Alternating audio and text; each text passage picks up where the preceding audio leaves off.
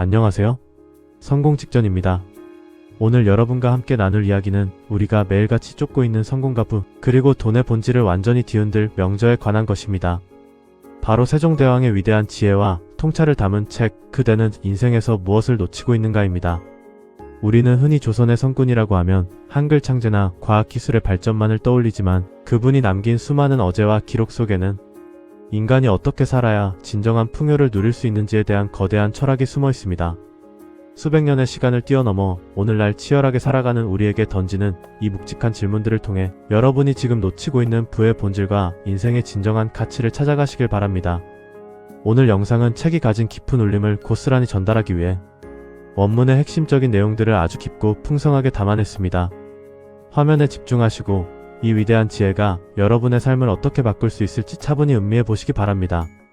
첫째, 백성은 나라의 근본이요. 근본이 튼튼해야 나라가 평안하다. 내 평생의 백성을 위해 한 일 중 가장 마음이 쓰이는 것은 그들이 무지하여 스스로의 권리를 찾지 못하고 억울한 일을 당해도 호소할 곳이 없는 현실이었다. 그리하여 그를 만들고 법을 정비하여 누구나 자신의 뜻을 펼칠 수 있게 하고자 하였으나 조정의 신료들은 도리어 이를 반대하니 참으로 안타까운 일이었다. 무릇 지도자란 백성의 고통을 내 고통으로 여기고 그들이 스스로 일어설 수 있는 발판을 마련해주는 것에 온 힘을 쏟아야 하는 법이다. 권력을 쥐고 재물을 쌓은 자들이 저 혼자만 잘 살고자 하여 아래의 굶주림을 모른 채 한다면 그 나라는 오래지 않아 안으로부터 썩어 문드러지고 말 것이다. 그러니 내 어찌밤에 잠을 편히 자고 좋은 음식을 달게 먹으며 내 한 몸의 안위만을 돌볼 수 있겠는가. 진정한 치세는 가장 낮고 소외된 자의 얼굴에 웃음꽃이 피어날 때 비로소 완성되는 것임을 한순간도 잊지 말아야 한다. 이 대목은 세종대왕께서 한글을 창제하실 당시의 고뇌와 백성을 향한 깊은 사랑이 그대로 묻어나는 구절입니다. 우리는 여기서 현대적인 부의 개념을 발견할 수 있습니다. 진정한 성공과 부는 단순히 내 통장의 잔고를 늘리는 것에 그치지 않고 타인의 불편함을 해소하고 그들이 더 나은 삶을 살 수 있도록 돕는 시스템을 구축하는 데서 시작된다는 점입니다. 신하들의 거센 반대 속에서도 백성이라는 본질을 놓치지 않았던 것처럼 우리 역시 세상이 원하는 본질적인 가치에 집중할 때 비로소 거대한 부의 흐름을 만들어낼 수 있습니다. 둘째, 마음을 다스리는 것은 나라를 다스리는 것보다 먼저여야 한다. 내 몸에 병이 깊어지고 눈이 흐려져 책을 읽기조차 힘든 지경에 이르렀을 때도 나는 마음의 중심을 잃지 않으려고 끊임없이 스스로를 경계하였다. 외물에 흔들리는 마음은 마치 바람에 흔들리는 촛불과 같아서 작은 시련에도 쉽게 꺼지기 마련이다. 진정으로 강한 자는 처지가 공궁할 때 원망하지 않고 처지가 귀할 때 교만하지 아니하며 오직 스스로의 내면을 맑고 깨끗하게 닦아 나가는 사람이다. 재물이 아무리 척척 쌓이고 지위가 날로 높아진다 한들 내면의 욕망을 다스리지 못하면 그것은 도리어 화를 부르는 독이 될 뿐이다. 눈앞에 이익에 눈이 멀어 의리를 저버리거나 탐욕에 사로잡히는 순간 인간은 짐승과 다를 바 없는 처지로 추락하게 됨을 경계하라. 그러므로 매일같이 내 마음의 거울을 들여다보고 낀 먼지를 닦아내며 맑은 시각으로 세상을 바라보는 훈련을 게을리하지 말아야 할 것이다. 대왕께서는 육체적인 고통과 경무 속에서도 마음의 평정을 유지하는 것이 가장 중요하다고 강조하십니다. 돈을 버는 기술보다 더 중요한 것은 돈을 담을 수 있는 내면의 그릇을 키우는 일입니다. 마음의 중심이 단단하지 못한 사람은 갑작스러운 부가 찾아와도 이를 지키지 못하고 방탕해지거나 작은 실패에도 쉽게 무너지고 맙니다. 내면의 평단을 유지하는 것이야말로 진정한 풍요로 나아가는 첫걸음입니다. 셋째, 인재를 얻어 쓰는 것은 국가의 성패를 가르는 열쇠이다. 출신이 천하다 하여 그 재능을 썩히는 것은 하늘의 뜻을 거스르는 일이며 오직 그 사람의 됨됨이와 능력을 보고 척제적소에 배치해야 마땅하다. 장영실이 노비의 신분이었으나 그 재주가 비상함을 알고 내 곁에 두어 과학을 일으키게 한 것은 외적인 조건보다 그가 가진 쓰임새를 보았기 때문이다.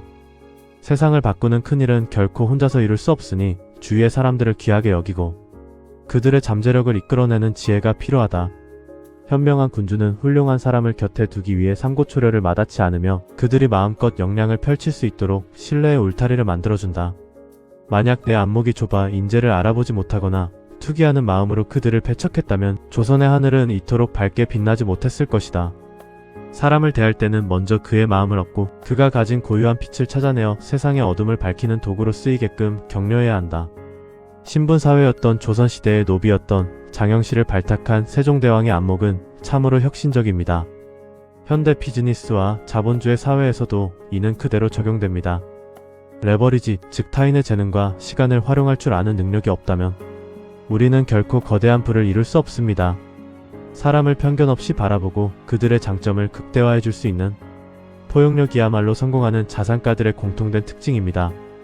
넷째, 오늘 할 일을 내일로 미루는 것은 스스로의 삶을 갉아먹는 도둑과 같다. 정치는 타이밍이요. 백성의 삶을 돌보는 일은 단 한순간도 지체할 수 없는 시급한 일이다. 가뭄이 들면 즉시 창고를 열어 구휼해야 하고 홍수가 나면 즉시 둑을 쌓아야 하듯 인생의 기회 또한 머뭇거리는 사이에 연기처럼 사라져버린다. 행동하지 않는 생각은 아무런 힘이 없으며 오직 과감하게 나아가 실행하는 자만이 뜻을 이룰 수 있음을 명심해야 한다. 머릿속으로 100가지 좋은 책략을 세운다 한들 발걸음을 떼어 현장으로 나아가지 않는다면 그것은 한낱 허상에 불과한 뜬구름일 뿐이다. 두려움에 사로잡혀 시작을 망설이는 동안 세상은 저만치 앞서 달려가고 남는 것은 뒤늦은 후회와 탄식밖에 없음을 기억하라. 내가 새벽같이 일어나 국정을 살피고 늦은 밤까지 붓을 놓지 않았던 것은 오늘 흘린 나의 땀방울이 백성들의 내일을 바꾸는 유일한 열쇠임을 알았기 때문이다. 대왕께서는 철저한 실행력의 중요성을 역설하십니다. 수많은 사람들이 부자가 되고 싶어하고 성공을 꿈꾸지만 실제로 행동에 나서는 사람은 극소수에 불과합니다. 완벽한 때를 기다리기보다 지금 당장 할 수 있는 작은 일부터 실행하는 구체적인 행동력이 결국 평범함과 비범함을 가르는 결정적인 차이를 만들어냈냐. 다섯째, 지식을 탐구하되 이를 삶에 적용하지 못하면 그것은 죽은 학문이다. 내가 밤낮으로 책을 손에서 놓지 않은 것은 단순히 지식을 자랑하기 위함이 아니라 백성들의 농사에 도움을 주고 형벌을 공정하게 집행하기 위한 실질적인 방도를 찾기 위함이었다. 글을 읽고 이치를 깨달았다면 반드시 그것이 세상에 유익함을 줄 수 있도록 쓰여야 하니 배움은 실행의 어머니요 실행은 배움의 열매이다. 방대한 역사책을 읽고 옛 성현의 구절을 통달했다 한들 지금 당장 굶주리는 이웃을 구하지 못한다면 그 배움이 대체 무슨 소용이 있겠는가. 참된 공부란 내 삶을 변화시키고 주위 사람들의 고통을 덜어주는 구체적인 실천 속에서 그 가치가 증명되는 법이다. 그러므로 배움을 게을리하지 않되 늘 머리로 배운 것을 손과 발로 옮겨 세상에 이로운 흔적을 남기는 실학의 자세를 지녀야 마땅하다. 세종대왕의 독서는 철저히 실용적이었습니다. 농사직설을 편찬하여 백성들의 농업 생산성을 높인 것처럼 지식은 삶의 무기가 되어야 합니다. 오늘날 수많은 재테크 서적과 강의를 들으면서도 삶이 변하지 않는 이유는 그 지식을 나의 현실에 적용해 보지 않기 때문입니다. 진짜 공부는 책을 덮은 뒤 나의 경제적 현실을 바꾸기 위해 움직일 때 시작됩니다. 여섯째, 남의 비판을 귀담아 듣는 것은 군자의 가장 큰 미덕이다. 조정의 대신들이 내 의견에 반대하고 격렬하게 논쟁할 때 나는 결코 노여워하지 않고 그들의 논리에 귀를 기울였다. 나 또한 인간이기에 실수할 수 있고 여러 사람의 지혜를 모으는 것이 홀로 결정하는 것보다 언제나 이롭기 때문이다. 귀를 닫고 눈을 가린 지도자는 반드시 무너지게 되어 있으니 나를 향한 쓴소리를 달게 받아들이는 도량을 가져야 한다. 내 뜻과 다르다 하여 물리치거나 감정적으로 대응한다면 내 주변에는 오직 아첨하는 무리만 남아 결국 내 눈과 귀를 멀게 할 것이다. 쓰디 쓴 약이 몸에 좋듯 나를 매섭게 꾸짖는 비판이야말로 내 안의 자만을 깨뜨리고 올바른 길로 인도하는 가장 귀한 나침반이다. 그러니 나와 다른 의견을 마주할 때마다 기쁜 마음으로 마주하고 그 안에 담긴 핵심을 파악하여 스스로를 끊임없이 보완해 나가는 유연함을 지녀야 한다. 세종대왕의 소통 철학은 전설적인 어전의 기록에서도 잘 나타납니다. 불을 쌓는 과정에서도 나의 고집만을 내세우기보다 시장의 목소리와 소비자의 피드백에 귀를 기울여야 합니다. 나의 아이디어가 틀릴 수 있음을 인정하고 세상의 변화와 비판을 유연하게 수용하는 태도가 리스크를 줄이고 지속 가능한 성장을 가능하게 합니다. 일곱째, 시간을 아끼고 아껴 쓰되 그것을 오롯이 가치 있는 일에 채워 넣어야 한다. 하루는 누구에게나 공평하게 주어지지만 그 하루를 어떻게 채우느냐에 따라 인생의 격차가 벌어지는 법이다. 나는 새벽 일찍 일어나 하루를 계획하고 깊은 밤까지 상소문을 읽으며 나라의 장래를 걱정하였다. 게으름은 마음의 병을 키우고 인생을 허망하게 만드니 흐르는 물처럼 한순간도 멈추지 않고 스스로를 발전시키는 데 시간을 쏟아야 한다. 오늘 주어진 한 시간을 헛되이 보내는 것은 내 삶의 소중한 한 조각을 스스로 버리는 것과 다름없음을 깨달아야 한다. 한번 흘러간 시간은 그 어떤 금은 보화로도 다시 살 수 없으니 세월의 무상함을 탓하기 전에 지금 이 순간에 온 정신을 집중하라. 내가 매일같이 경무 속에서도 지치지 않고 달릴 수 있었던 것은 시간의 엄숙함을 알고 그 안에 백성들을 위한 영속적인 가치를 채워 넣고자 치열하게 투쟁했기 때문이다. 왕이라는 최고의 자리에 있으면서도 대왕께서는 그 누구보다 철저한 시간 관리자였습니다. 자본주의 사회에서 시간은 곧 돈이자 자산입니다. 무의미하게 소비되는 시간을 줄이고 나를 성장시키고 자산을 생산하는 시간에 투자하는 것이 부의 추월 차선으로 진입하는 유일한 방법입니다. 여덟째, 진정한 풍요는 검소함 속에서 피어난다. 내 방의 가구와 의복을 화려하게 꾸미지 않은 것은 재물이 부족해서가 아니라 그것이 마음을 현혹하고 사치에 빠지게 만들기 때문이었다. 군주가 사치하면 나라의 재정이 거덜나고 개인이 사치하면 가정이 파탄에 이르는 법이다. 쓸데없는 소비를 줄이고 꼭 필요한 곳에 재물을 쓰는 것이야말로 부를 지키고 나아가 더 큰 풍요를 부르는 지혜이다. 화려한 겉모습으로 남의 눈을 속이고 대접받으려 하는 행동은 내면이 텅 비어있음을 스스로 폭로하는 꼴밖에 되지 않는다. 진짜 힘을 가진 자는 낡은 옷을 입고 있어도 그 기품이 감추어지지 않으며 재물을 쓸 때와 아낄 때를 명확히 구분하여 다스릴 줄 안다. 거칠에 돈을 낭비하는 어리석음을 범하지 말고 내실을 다져 누구도 흔들 수 없는 단단한 키트를 마련하는 검소함의 가치를 뼈에 새겨야 할 것이다. 대왕의 검소함은 널리 알려져 있습니다. 돈을 많이 버는 것만큼이나 중요한 것이 바로 지출을 통제하는 능력입니다. 과실을 위한 소비와 일시적인 쾌락을 위한 지출을 막지 못하면 아무리 큰 돈을 벌어도 결국 모래성처럼 사라지게 됩니다. 검소함은 인색함이 아니라 재물에 대한 주도권을 내가 쥐는 태도입니다. 아홉째, 시련은 나를 더 단단하게 만드는 하늘의 시험이다. 내 생애에 수많은 자식들을 먼저 보내는 슬픔을 겪었고 몸의 여러 질병으로 끊임없는 고통을 받았다. 그러나 그 고통 속에서도 내가 무너지지 않은 것은 나에게 주어진 책무가 너무나 무거웠기 때문이며 고난을 이겨낼 때마다 백성을 향한 나의 마음은 더욱 깊어졌다. 어떤 시련이 닥쳐도 좌절하지 않고 그것을 성장의 계기로 삼는다면 세상에 두려울 것이 없다. 어둠이 깊을수록 새벽이 가까워오는 법이고 매서운 겨울바람을 견뎌낸 나무만이 봄에 가장 아름다운 꽃을 피워내는 이치와 같다. 나를 뒤흔드는 거센 파도가 밀려올 때 도망치려 하지 말고 그 파도를 타고 더 높이 도약하겠다는 대담한 기상을 품어야 한다. 고통은 인간을 겸손하게 만들고 실패는 인간을 지혜롭게 만드니 내게 닥친 모든 역경을 나를 연마하는 뜨거운 용광로로 삼아 묵묵히 걸어가라. 대왕의 삶은 화려해 보이지만 실제로는 육체적, 정신적 고통의 연속이었습니다. 경제적 자유를 향해 가는 길에도 반드시 혹독한 슬픔과 실패, 위기가 찾아옵니다. 그때마다 좌절하는 대신 이 시련이 나를 더 강력한 투자자, 더 단단한 사업가로 만들기 위한 과정임을 믿고 버텨내는 보궐력이 필요합니다. 열째, 후세에 남길 유산을 생각하며 오늘을 살아야 한다. 내가 만든 글과 음악, 법과 제도가 내 당대에만 쓰이고 사라진다면 그것은 참으로 허무한 일이다. 수백 년 뒤에 후손들이 내가 닦아놓은 터전 위에서 평안하게 살아갈 모습을 상상하며 나는 모든 정성을 다했다. 인생은 짧고 영원한 것은 없으니 내가 이 세상에 와서 어떤 가치를 남기고 갈 것인지를 늘 자문하며 살아야 한다. 당장 눈앞의 이익만을 쫓는 자는 모래 위에 성을 쌓는 것과 같아 비바람이 치면 흔적도 없이 사라지지만 미래를 내다보고 터를 닦는 자는 바위 위에 성을 세우는 것과 같다. 내가 오늘 심은 작은 나무 한 그루가 훗날 거대한 숲을 이루어 수많은 이들에게 그늘을 제공할 것을 믿고 묵묵히 씨앗을 뿌려야 한다. 죽음 앞에서도 부끄럽지 않을 영속적인 가치와 훌륭한 유산을 세상에 남기겠다는 거시적인 안목을 가질 때 비로소 인간은 위대해질 수 있다. 세종대왕은 당대만을 바라본 것이 아니라 미래를 설계하셨습니다. 우리가 부를 추구하는 최종 목적지 역시 단순한 생계유지가 아니라 나와 내 가족 그리고 다음 세대에게 영속적인 가치와 시스템을 물려주는 것이어야 합니다. 멀리 내다보는 장기적인 안목이 오늘의 올바른 선택을 이끕니다. 책 속에 담긴 세종대왕의 거대한 지혜들을 쭉 살펴보았습니다. 수백 년 전의 말씀이지만 오늘날 우리가 치열하게 고민하는 부와 성공의 본질을 정확하게 꿰뚫고 있다는 생각이 듭니다. 그렇다면 이제 가장 중요한 순서가 남았습니다. 이 위대한 지혜를 책 속에만 가두어 두지 않고 우리의 현실 속에서 돈과 성공으로 치환하기 위해 지금 당장 실행할 수 있는 방안들을 이야기해 보려 합니다.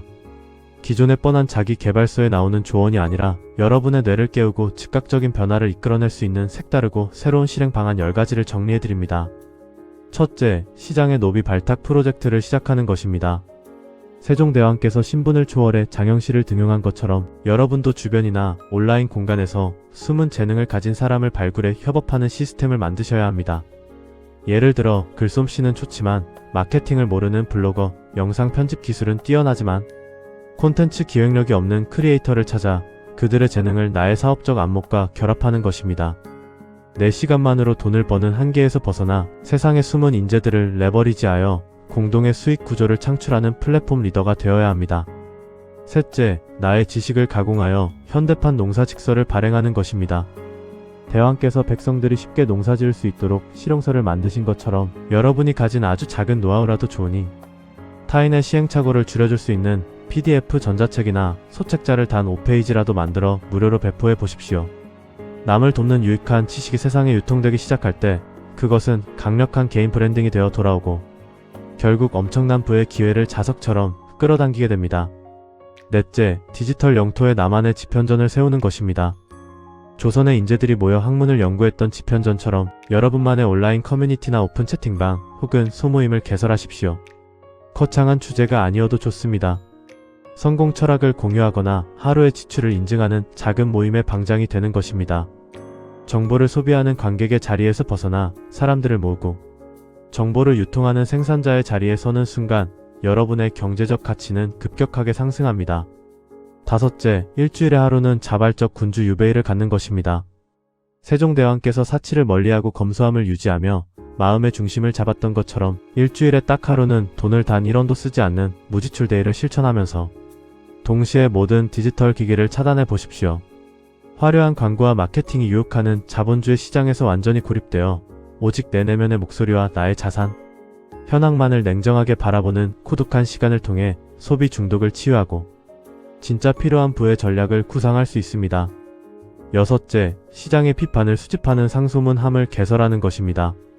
만약 여러분이 작은 장사를 하거나 콘텐츠를 만들고 있다면 고객이나 시청자의 날카로운 비판과 악플을 외면하지 말고 따로 모아 기록하는 노트를 만드십시오. 대왕께서 쓴소리를 달게 들으셨던 것처럼 시장의 차가운 거절과 비판 속에는 내가 무엇을 고쳐야 부자가 될 수 있는지에 대한 정확한 정답이 들어있습니다. 비판을 상소문이라 생각하고 하나씩 개선해 나갈 때 여러분의 사업과 자산은 무적의 상태가 됩니다. 일곱째, 나의 시간을 가치로 환산하는 시간 가계부를 작성하는 것입니다. 단순히 지출한 돈을 적는 가계부를 넘어 내가 하루 24시간 중 몇 시간을 자산 생산에 썼고 몇 시간을 단순 소비에 썼는지 분 단위로 기록해 보십시오. 유튜브를 보며 흘려보낸 시간, 무의미한 대화로 낭비한 시간을 시각적으로 확인하는 순간 엄청난 충격을 받게 될 것입니다. 낭비되는 시간을 철저히 찾아내어 나만의 한글 창제와 같은 위대한 프로젝트를 위한 시간으로 재배치해야 합니다. 여덟째, 실패 자산화 보고서를 작성하는 것입니다. 투자를 하다 돈을 잃었거나 준비하던 일이 무너졌을 때 슬퍼만 하지 말고 대왕께서 고난을 성장의 계기로 삼으셨듯 그 실패의 원인을 아주 상세하게 분석한 보고서를 스스로 작성해 보십시오. 내가 왜 그런 잘못된 선택을 했는지, 시장의 상황은 어땠는지 기록으로 남겨두면 그 실패는 단순한 손실이 아니라 미래에 더 큰 수십억 원짜리 자산을 지켜줄 엄청난 예방주사가 됩니다. 아홉째, 백성을 향한 긍휼의 마음을 담은 비즈니스 모델을 구상하는 것입니다. 돈을 벌고 싶다면 어떻게 하면 사람들의 지갑에서 돈을 빼앗아 올까를 고민하지 말고 어떻게 하면 저 사람들의 고통을 덜어주고 삶을 편하게 만들어줄 수 있을까로 질문을 바꾸십시오. 대왕께서 그를 몰라 억울한 백성들을 위해 한글을 만드신 것처럼 세상의 불편함과 억울함을 해소해주는 서비스를 고민할 때 돈은 부차적으로 따라오는 결과물에 불과해집니다. 열째, 100년 뒤에 후손에게 남길 유산 계획서를 작성해보는 것입니다. 내가 죽고 없는 미래의 내 자녀와 사회에 어떤 경제적 시스템과 정신적 유산을 남길 것인지 구체적으로 적어보십시오. 이 장기적인 관점은 당장 눈앞의 작은 이익에 흔들려 사기를 당하거나 무리한 투자를 감행하는 조급함을 완벽하게 치료해줍니다. 거대한 역사의 흐름 속에서 내 자산의 위치를 바라볼 때 비로소 대왕과 같은 대범하고 거승한 부자의 안목을 갖추게 될 것입니다. 오늘 세종대왕의 위대한 지혜와 이를 삶에 적용할 10가지 혁신적인 실행 방안까지 모두 풀어내 보았습니다. 결국 성공과 부는 지식의 양이 아니라 그 지식을 내 삶에 얼마나 치열하게 적용하고 실행하느냐에 달려 있습니다. 오늘 말씀드린 실행 방안 중 단 한 가지만이라도 지금 당장 시작해 보십시오. 여러분의 삶에 거대한 풍요의 물결이 치기 시작할 것입니다. 감사합니다. 이 영상을 본 당신은 지금 성공 직전입니다.